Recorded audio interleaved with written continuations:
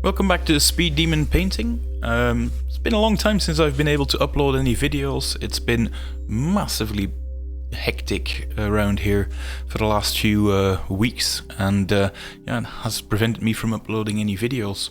Also, not a fun thing to say, but I've been waiting for quite a long time on some of my War Cradle deliveries for now, so I've not been receiving quite as many kits as I would have liked. I'm not being sponsored by War Cradle or anything to make these videos, and I make a point of trying to buy all of the sets with my own money as much as possible, because I want to give an honest review about these things. And today we've got a review for you about the plastic Japanese sprues that they have recently released, both in the Congo battle fleet, which is how I got mine, but also now as separately available frontline squadrons for the Empire. So I thought it would be nice to go over what you can find on the sprue and actually doing a sprue review for you as we go. Now, this sprue can build a massive 8 cruiser variants out of it. So I'm actually going to have to use my cheat sheet on my screen to go over what all of these things can be built as. Now let's start off with the easy bit, which is the 2 frigates. The 2 frigates you can make, you can find the parts here rather easily. They come with light gun turrets, and the good news about this is the War Cradle plastic production has clearly been stepped up, because you can now get these light turrets as separate options, and there's not just 2 of them. There's a massive 5 of them available on this sprue, and being separate means that you will not have all of the odd gun barrels merging into the decking that you sometimes had with the very early kits. That's been solved. Weirdly enough though, on the Kyotos they're only allowed to fire at the front. They don't have a 270 degree rotating turret, so that's a weird thing. I wish they were updated to be able to shoot at 270 degrees, because, well, you can finally shoot them that way, or turn them that way rather. Another thing that we find on the sprue here is they come with their own escorts, the cheetah submersibles. That's good news, because, well, you get 2 of them in there, which is overkill. And I always like when overkill is provided. Normal cruiser units can only take a single one of these. Flagships can sometimes take 2 of them, so being provided with 2 of them on a single sprue means you'll have plenty to spare, and you actually have a few modelling options as well, should you so desire, so I'm very happy with that. Other things that we can find: all of the generators, the standard generators that you could hope to find on these sets, so that's perfect. And the special Empire generator, being the interface generator, can also be found. There's a single one of those on these sprues, which is plenty, really. You can make some pretty obnoxious lists spamming interface generators, so if you get too many of them, that could leave you without friends very, very quickly, if you catch my drift. Now, also a thing that you get in abundance on this sprue are the heavy rocket batteries. As you can see, there are, well, I should turn it around to make it more obvious. There are 4 of them. Seeing how a cruiser can only fit 2 of them, you get 2 in surplus, which is great, because, well, you're going to have your flagship cannibalize some of them, and yeah, War Cradle provides them to you in excess. Same thing with the rocket batteries.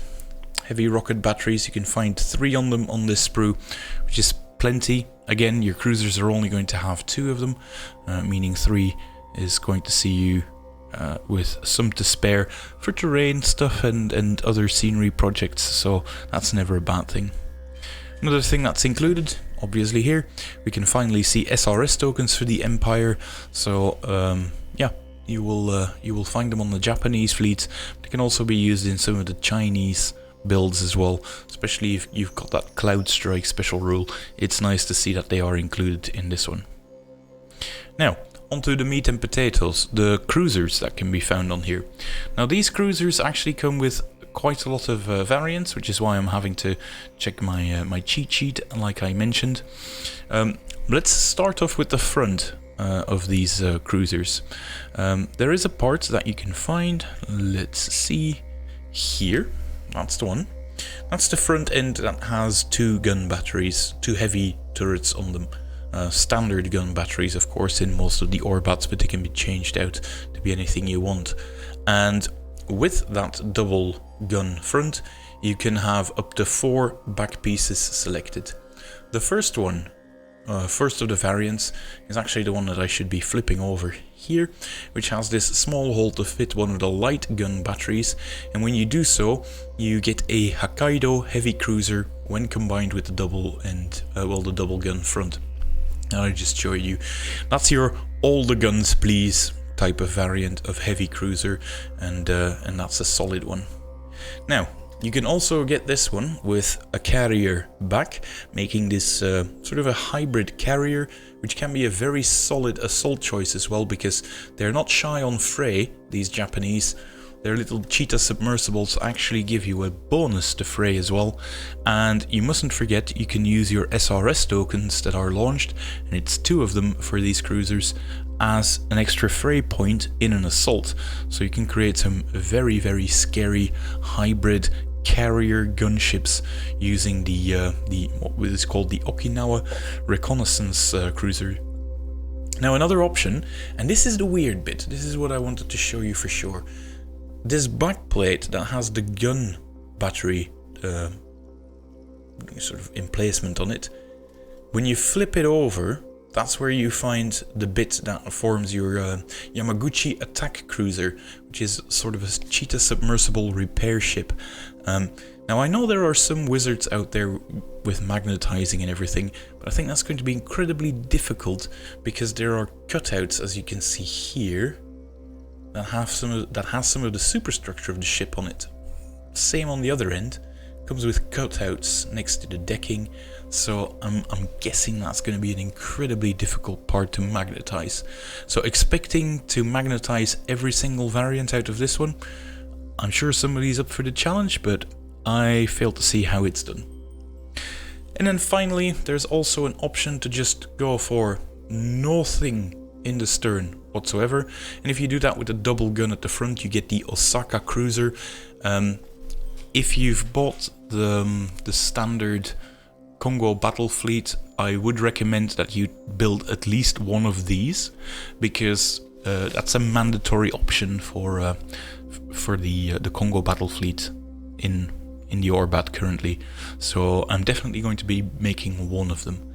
And the odd thing is, you only get the bonus if you build 3 of those, or if you include 3 of those rather. So the very first expansion I get is going to see all of them going into more Osakas. The other one I'm getting is one of those cheetah submersible repair ships, simply because I want to use those. I think they're really, really cool, and I want to turn my Japanese into a very capable close combat fleet that goes in for the kill very quickly. Now, the other thing you can make with your cruisers are the ones with the short end, meaning you only get a, the short prow, you only get a single gun turret in there, heavy gun turret, and the rest of it is made up of this very cool little drill thingy that makes up the front. And then you still get your 4 options in the back of it. So again, if you're opting for nothing in the back, you will end up with the, which I have to cheat here, the Kanagawa Monitor, which has no guns at the stern, but they do get a rule for maritime patrol, so they're more of a submarine hunter role. You can also include a single gun turret, heavy gun turret in the front, and a light one in the back, which is the Honshu light cruiser. But if I'm brutally honest, that is the Orbat option that is the least appealing to me, because I think it's still quite expensive point-wise, and it does very little, and having a very awkward torpedoes at the front, and then having to align into a side firing angle before it actually brings all of its firepower to bear, so you're dealing with 2 fire arcs to get the most out of it, and I think they're 93 points, and yeah, that's just a bit too much for what that cruiser brings in my book, so I don't recommend building the Honshu. You can build it, however, with the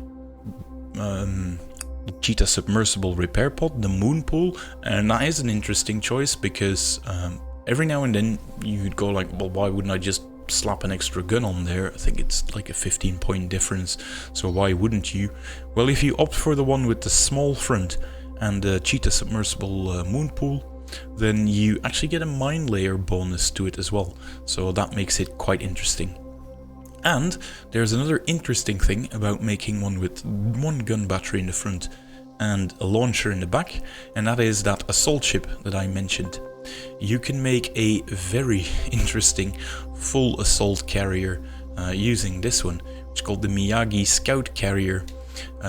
Rather than giving it any guns, I wonder what would happen if you gave it a fury generator, because it also gets the full steam ahead rule, meaning you pump out a massive 12-inch move.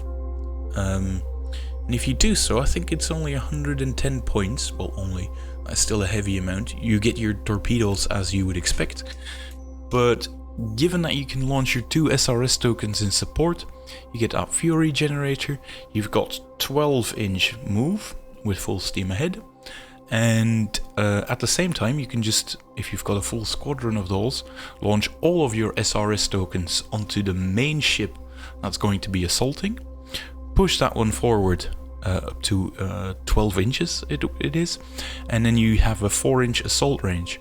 So if you find something within the standard 16 inches of your ship, you can unleash an absolutely devastating assault using this unit.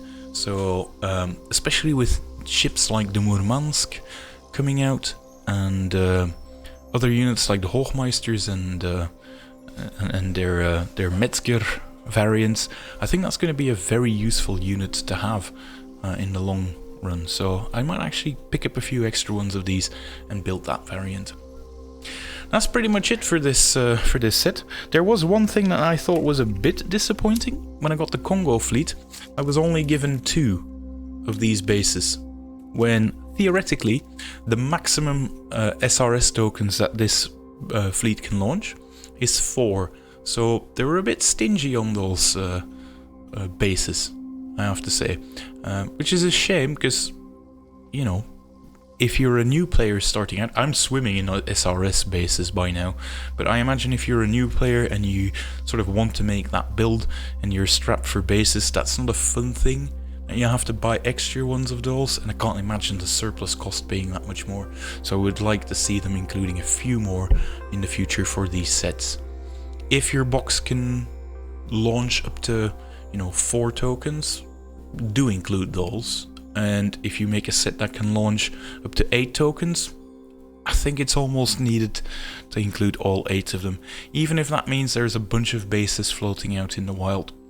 I can't imagine that cost being that much more, and it just avoids that feel bad moment if you buy that box and then you have to go and borrow SRS tokens from your opponent. That's not a good thing. Well, apart from that minor little skerfuffle, I'm going to build this one up, and I'll show you what the results are in the future. I hope to see you next time. Bye!